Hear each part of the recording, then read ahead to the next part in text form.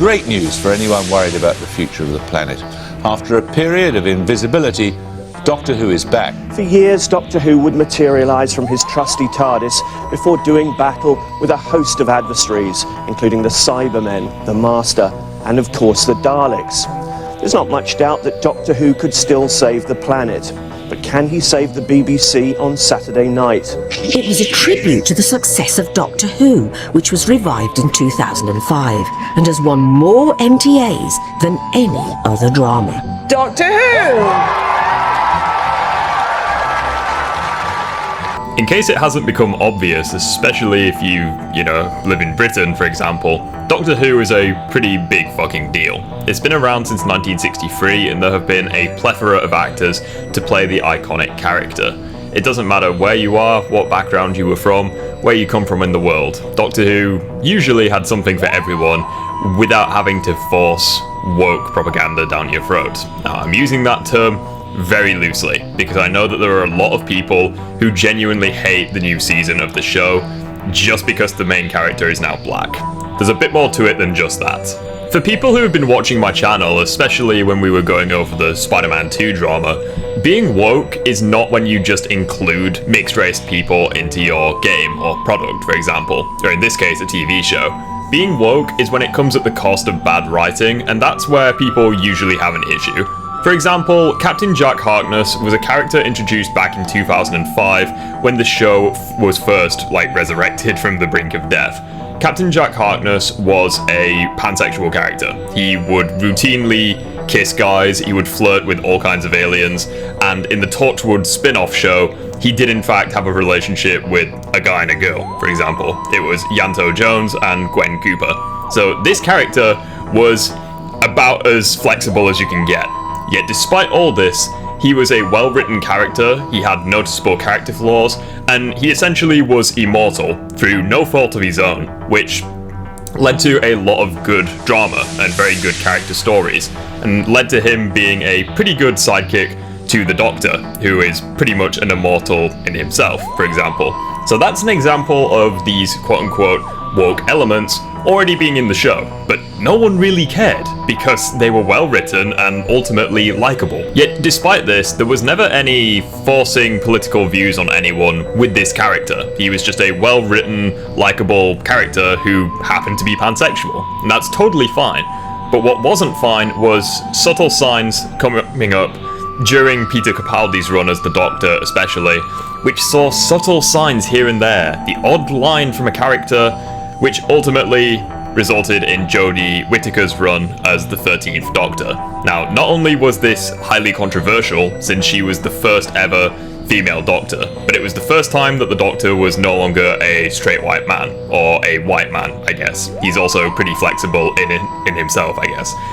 But this is where we started seeing signs in the writing especially, because Stephen Moffat had written Doctor Who from 2010 to 2017, we then swapped over to Chris Chibnall, which almost immediately was a recipe for disaster, because not only is the main character's gender swapping, but the lead writer is also changing, and that is a dangerous combination, which unfortunately saw critical destruction within the show, specifically with the Timeless Children arc, which basically retconned the Doctor's history, where she was no longer a Time Lord from Gallifrey, but she was instead effectively immortal Space Jesus, and the most powerful character in the show, etc, etc, which actually ruined quite a lot of elements within the show, and one of the best dramas was between her and the Master.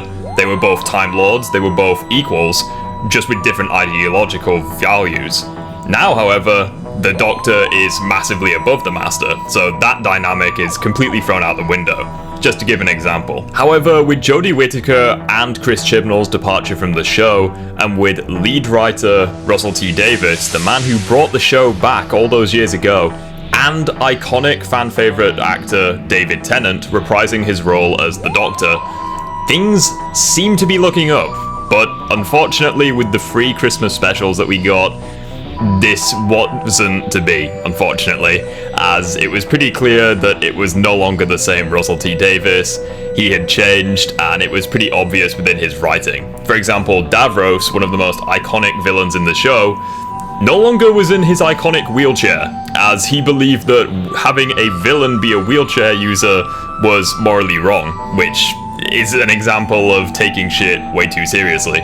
For example, Donna's daughter, Rose, was very fucking disgusting, especially towards the Doctor, making comments about how a male Time Lord wouldn't understand things, even though he literally just was female, and, you know, it's about as forced as you can imagine, which should go without saying, given that the show has now been sold over to Disney. And if you guys have been paying attention to She-Hulk, the Star Wars shows, all the rest of it, you know that Disney are pretty much forefront for forcing this shit down your throats. With things seemingly getting worse with Ncuti Gatwa's portrayal of the Doctor, as there are now articles coming out saying that Doctor Who was the quote-unquote never made for white men, which is the purpose of this entire video, and specifically what I want to respond to and debunk effectively in today's video. So with that being said, I apologize for the very long intro.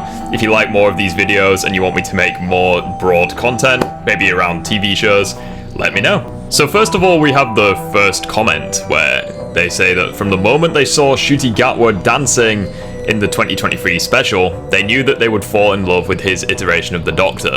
And this sounds very, very familiar. Let me know what you guys think. I knew that Insomniac was gonna knock it out the park. I knew it. There's absolutely nothing wrong with being excited for a portrayal of the character just from watching them dancing. However, if you were seriously gonna say that you were gonna fall in love with a character based on absolutely no knowledge of their future adventures just because they're dancing in one scene, that should be pretty questionable. Yeah, when the 3 Christmas specials that were released at the end of last year had the fan favorite Doctor and fan favorite writer for the show, yet it was unapologetically filled with all this woke crap, I think red flags would be raised, especially since this new Doctor is pretty hostile towards the fucking fans of the show just because they don't like these changes. So I think this is justified. Interestingly enough, I fully agree with the final comment of the article, but probably not for the reasons that they do.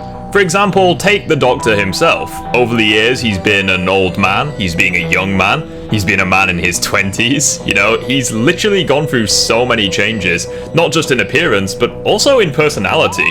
Because you gotta keep in mind, every time the Doctor changes his face, his personality is also altered. Not to mention there have been a fuck ton of different companions that have accompanied the Doctor on his travels ever since the 60s. So I would argue that yes, the show has always been inclusive and diverse. Hell, there have been literally robots and other aliens that have traveled with the Doctor. The problem is though, is that this has never come at the cost of bad writing or forcefully putting it down your throat for people to digest. This section of the article basically explains how they got into Doctor Who and explains some of the captivating themes and elements within the show, especially during the Russel T Davies era that was beloved from 2005 to 2010. And yeah, I completely agree. I enjoyed the themes of the show as well. And we also had a diverse cast of characters without it being woke, because at the end of the day, the writing was fantastic. Some of the best in any TV show I've ever seen. They then go over Jodie Whittaker, how she received intense public scrutiny as the first woman to take over the iconic role of the Doctor, and saying how it was terrifying that a woman given a particular role can cause so much rage. Now, I think this is pretty dishonest, because the reason why Jodie Whittaker's Doctor, as far as I'm concerned, got all the hate that she did is because of the terrible writing and the shift in writing within the show. Because the Timeless Children arc, which is what I went over earlier, effectively destroyed quite a lot of elements within the canon, because suddenly the Doctor was no longer a part of the Time Lord race. She was now massively above them all of a sudden, which just didn't work. So I don't think it was necessarily her gender that caused people to hate her. I myself liked Jodie Whittaker's Doctor. I think that she was pretty cool. But the writing just didn't do her justice. She had no chance of succeeding under the conditions that she was put under. And then at the end of the article, it says that Ncuti Gatwa has been forced to justify his place in the sci-fi series. Now, I don't think this is also accurate, especially since the actor himself has come out multiple times flaming the audience for all the backlash. Basically, not what you want to do when, in this industry, because at the end of the day, you don't have a business without the customer. The customer is always right, kind of thing. And at the end of the day, you shouldn't have to justify anything besides, I like this show, I wanted to be in it, kind of thing. I think if anything, justifying this is just adding fuel to the fire. Now, I am 100% certain that people online were indeed giving this guy a load of shit just because he's black and because he's homosexual. But most of us just want a really good, well-written show. And when the main actor, the lead actor, is coming out online saying shit like this, it's really not making people want to get involved with your show. The article then goes over a bit of context behind Russell T Davies as a writer and introducing characters in the 2005 reboot of the show, which I think is pretty dishonest because not only did Russell T Davies have radically different views back then that he did today, for example. Like in the 2005 reboot of the show, he was perfectly happy including Davros and giving him the iconic wheelchair look. That's just something he did. So I think that is very dishonest portraying it that way, since his political views have clearly shifted. But what hurts the most is when he's comparing Rose Tyler and Jackie Tyler, iconic companions, saying that they lived on a London council estate and therefore the left-wing sentiment had been a common thread throughout the series. It's completely not doing these characters justice because they were likable characters. We liked them. And it was really sad when Rose Tyler effectively died. Now, I'm not going to spoil what happened, but for non-viewers of the show, she basically did die. And he also mentions Captain Jack Harkness, which, again, I've already gone over how he was as flexible as it could possibly be, but he was a likable, well-written character. Even got his own spin-off show, Torchwood. So that should go to show that these elements were indeed in the show, but they were never forced down our throats like they are today. They then go on to mention Freema Agyeman, who portrayed Martha Jones, another iconic fan favourite companion for the Doctor Who show. And I completely agree, there would have been people giving her racist backlash. However, this again isn't comparable to what's going on today, because Martha Jones was a very well-written character. She was a good contrast to the Doctor, how she herself was training to be a doctor. So her chemistry with David Tennant's Doctor was actually pretty interesting to watch. And I apologize if I'm repeating myself here, but there's only so much I can say about this shit, because they're essentially doing the exact same thing with Rose and Jackie. They're basically trying to undermine their entire character and just focus on the left-wing side of things. To the point where, at the very end of the article, they're saying that we saw a South African master, played by Sacha Dhawan, and Joe Martin playing the fugitive Doctor. Now, I do want to point out that whether you like these portrayals of the characters or not, is completely fine. I liked Sacha Dhawan's master. I thought he was very interesting. It didn't have a fucking thing to do with his ethnicity or background though. I just liked his character. It was pretty fascinating, the reveal in the Spyfall episode and how he contrasted with Jodie Whittaker's Doctor. The problem with Joe Martin's fugitive Doctor though is that she shouldn't exist. The entire reason that she exists is because of the Timeless Children arc. Basically, there were no longer just 13 Doctors, there were hundreds, thousands, billions of previous incarnations of the Doctor before William Hartnell in 1963. So her character shouldn't have existed, because the only reason why she does exist is because the Timeless Children arc completely fucked the canon for the show. The article then carries on, basically saying that diverse characters were always in Doctor Who, people just didn't mind as much. And I think this is very dishonest, because there is an element of truth to this, because in, the Russell T Davies era, Captain Jack Harkness literally kissed the Doctor and then immediately kissed Rose in a scene. So yes, these elements did indeed exist, but no one cared because the characters were likable and well written, and that was that. They didn't go beyond that, which is not at all what's happening today with shows like She-Hulk or Obi-Wan Kenobi with, the Reaver character who no one really liked.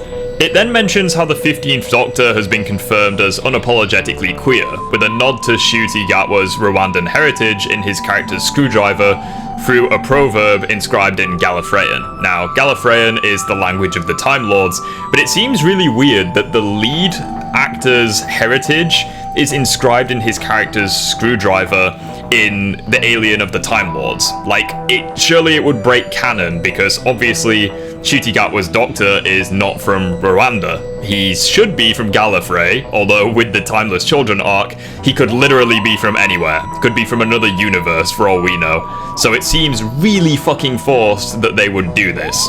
With the main actor's bitterness showing itself again in the finale of the entire article. Him saying that Doctor Who matters for people of colour, for marginalised people who really gravitate towards the show because it's about friendship and it's about adventure and union and unity. There's something in Doctor Who for everyone, not just the few. So whilst the haters continue shouting into the void about the identity of a fictional alien, I'll be switching on every Saturday night to see the human race celebrated in all its glory. If someone has a problem with that, they know where the door is. I think the irony of that entire section was that they're saying that the human race is celebrated in all its glory, yet they're purposefully alienating the wide audience, but also the audience who genuinely likes well-written arcs, well-written characters, because these characters are not well-written. Like, their sexuality and what have you is forced down your throats repeatedly. We saw it in the Christmas specials, and now we're seeing it here. And I think it's really weird that you're saying that the human race should be celebrated, but you're saying that Doctor Who matters for people of colour and marginalised people. It just screams fucking stupid. Although I don't know what else to expect, considering this is Disney we're talking about. They bought the rights to Doctor Who, or maybe they were sold the rights. Either way, Disney is very infamous for doing this, swapping the races of the main characters and forcing that into the writing, because on the surface at least, changing the ethnicity of a main character is not a problem, but when it comes at the cost of bad writing, people are going to notice, people are going to point it out, and it's going to lead to a decline in viewership and popularity. Which is such a shame, because Disney was a behemoth of a company. They made a shit ton of cash and made iconic film after iconic film. But now it just seems like they've gotten way too head over heels in the whole woke thing, that ironically enough, they are pushing too hard into one direction and alienating the other direction.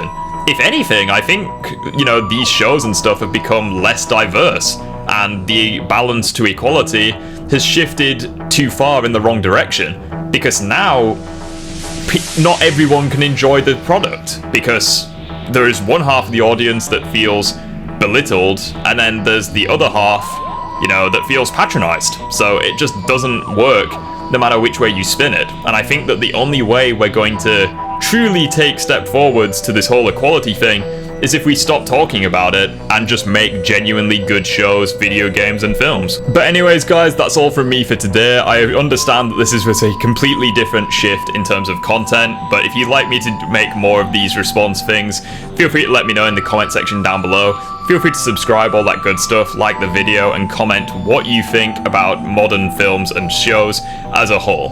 Have a nice day, guys, and I'll talk to you on the next one. Take care.